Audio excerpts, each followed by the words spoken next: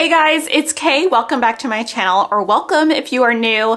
My name is Kay. I'm a professional home organizer and I am here to inspire you to live a more organized life. So I have been in many homes in my 10 years of helping people organize and love their homes, and I have seen a lot of the same thing in many homes about like where clutter likes to gather. There are 7 places in your home and in like almost every home that I guarantee are clutter catchers, clutter hotspots. So today we're going to talk about what those 7 spaces are and how to deal with them. Let's get started. So the first clutter trap I find in most people's houses when I go to visit, and this happens particularly in places with very large kitchens, is the kitchen counter, and the dining table is definitely a hot spot when it comes to clutter. Most of the clutter I find in these places are schoolwork, like actual work, cookbooks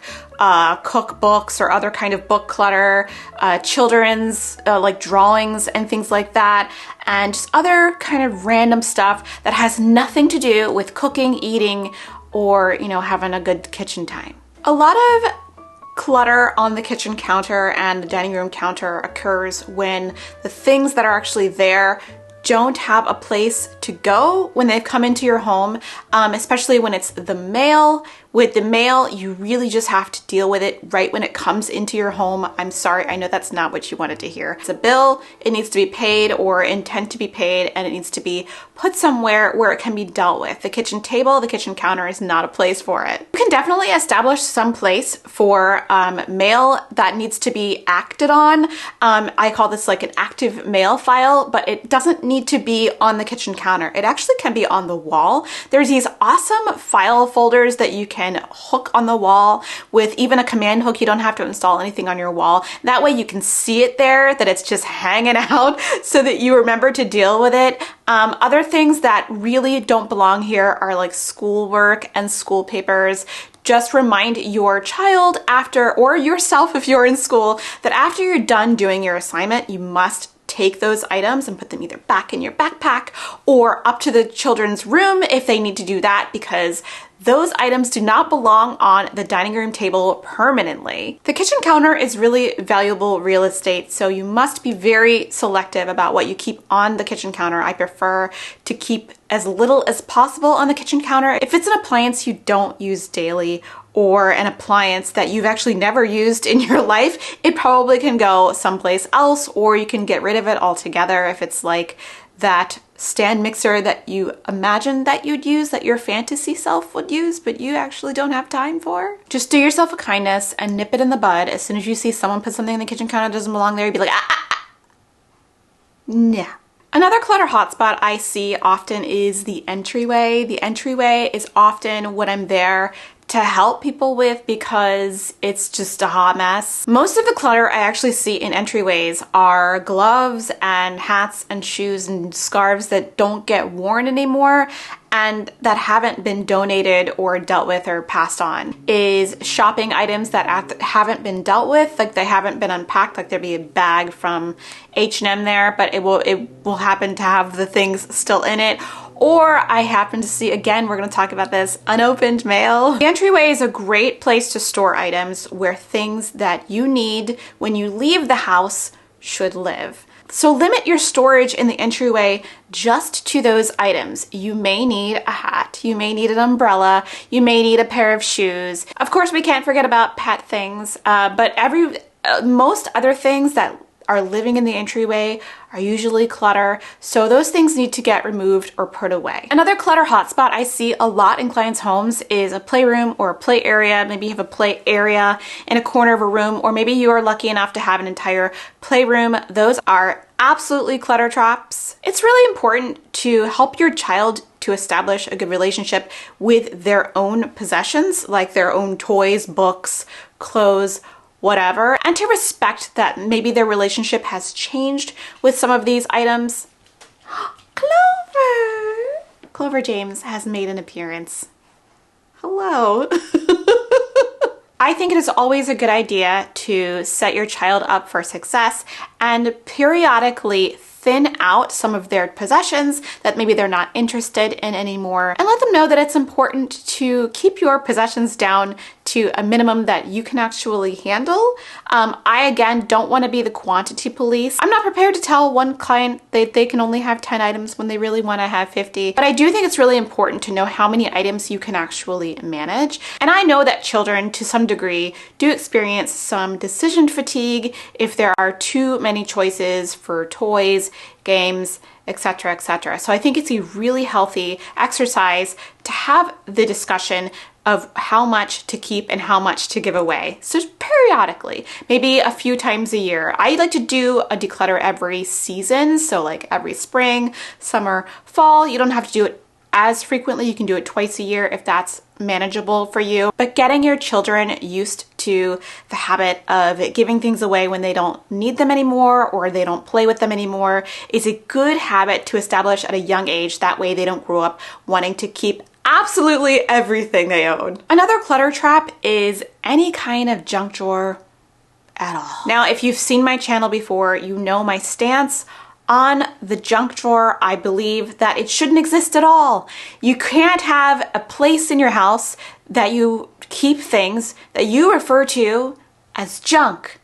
That doesn't make any sense to me. You can, however, have a utility drawer full of useful things like straws, screwdrivers, scissors, matches, whatever. But having any kind of junk drawer in particular, and especially calling it a junk drawer, is just an invitation for you just to throw crap in there and forget about it. So if you want to keep your junk drawer, that's fine with me. Just change the name of it to be utility drawer. Then it will change your mindset about what things are actually in there. If it's not useful to you, if it's just like a battery you found from like 1985, well, I mean, if you had a battery from 1985, it's probably all corroded stuff. But if you had like an old, some old batteries in there and like some old straws from McDonald's, and do you want to keep those? Is that like important?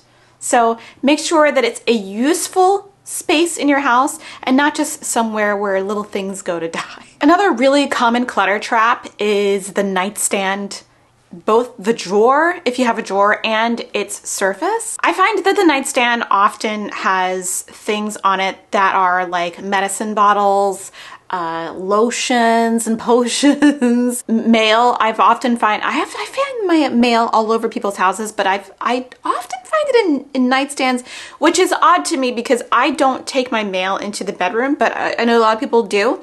And I find a lot of the nightstand drawers an extension of the junk drawer, and that's possibly in the kitchen or in the entryway. So nightstands are a place where clutter tends to accumulate, and I'm telling you right now that only things that you need for sleeping or for in the morning deserve a place there. Maybe you have a CPAP machine, a night lamp there, maybe your night guard, maybe some water for sleeping, maybe in my case, I have a Nintendo 3DS because I like to play before bed, but anything else does not belong there. You don't need to clutter up that space. It'll make you feel better and sleep better if your space next to your bed is looking very neat and tidy. I can't imagine waking up and the first thing you see when you roll over is a mess. I don't think that would be a really great way to wake up, so think of it as improving your mornings. While we're talking about nightstands, another place where clutter seems to accumulate in people's homes is the top of a bureau or the chest of drawers or anything like that. I find that those places are clutter traps, and I don't find any specific type of item that usually gets put there. It seems to be like everything. Things from the kitchen, gifts, underwear, perfumes, the lotions and potions again, nail polish, all kinds of things tend to be stored on the top of the bureau, and then you start to not see the top of it. That's when you know you need to change. Do you see a trend here of surfaces really catching clutter? I find that any surface that can hold items that is above the ground is definitely a clutter trap in any situation. So just be mindful and don't be afraid to have clear surfaces and negative space. It's very tempting and it's very human of us to want to put items in any kind of negative space where there is nothing.